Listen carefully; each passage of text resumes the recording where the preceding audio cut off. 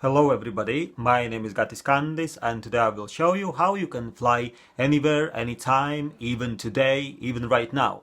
So if you look at the Google, one of the definitions for fly is to move through the air without touching the ground.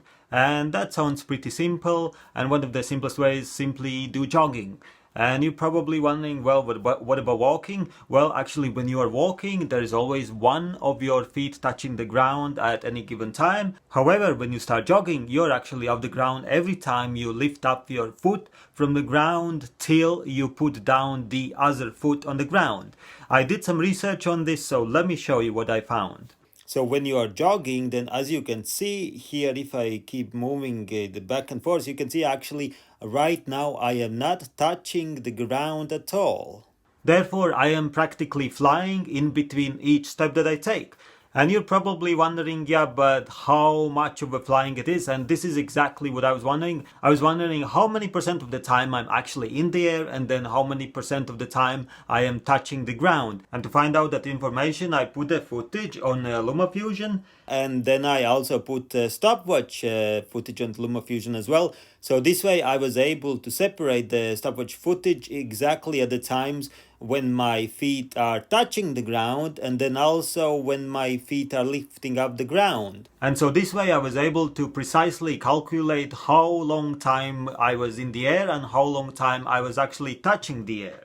Touching the ground, I mean. So now I wrote down the results for each time that I was touching the ground and then each time I was in the air. And for results to be more precise, it is better to take more tests rather than just one. As you can see, like all the times for touching the ground are kind of similar, around 60, and then all the times for air are kind of similar again, around 20. And so after adding them all together, the final result was that I was touching the ground for 72% of the time, and then I was in the air for 28% of the time, which is very impressive, which means if you go jogging, you are literally spending 28% of your time flying in the air. And then I was curious, but well, what happens if I start running faster? So I started running faster, and let me show you the results for running faster. And the reason these numbers are a lot higher than the ones were for jogging is because for jogging I was using the regular 30 frames per second, but here I was using the super slow motion, so there are a lot more frames. However, that does not affect the final result.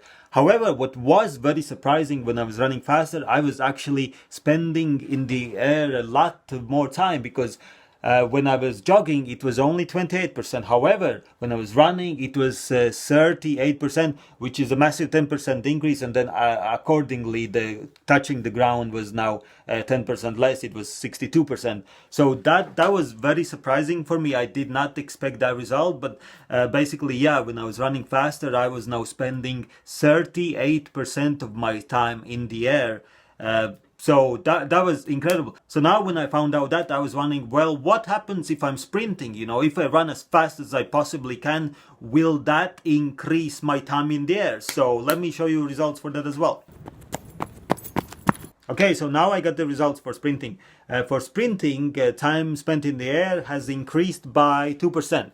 As you can see, versus 38% for running, now it is 40%, so it is a little bit more, and not such a massive difference as it was comparing to jogging, but it is still a little bit increase.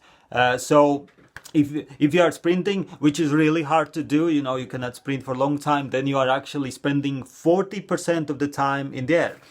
Anyway, I was wondering, well, is there a way that I can spend even more time in the air? And then I thought, well, what if I try jumping? And I thought, well, maybe if I'm jumping, maybe I can spend even more time in the air. So I did that as well, and let me show you the results for jumping.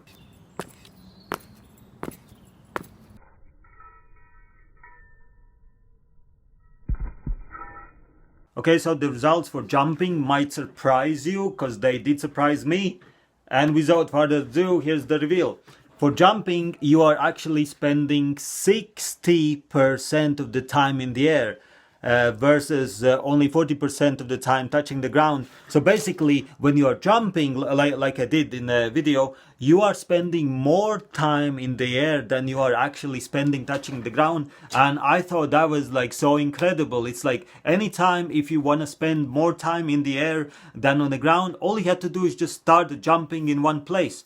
So here is a proof that I was actually spending more time in the air than I was touching the ground, and I thought that was really, really incredible. So that's it. This is how you are able to fly anywhere, anytime, even today, even right now. And thank you so much for watching, and I will speak to you soon.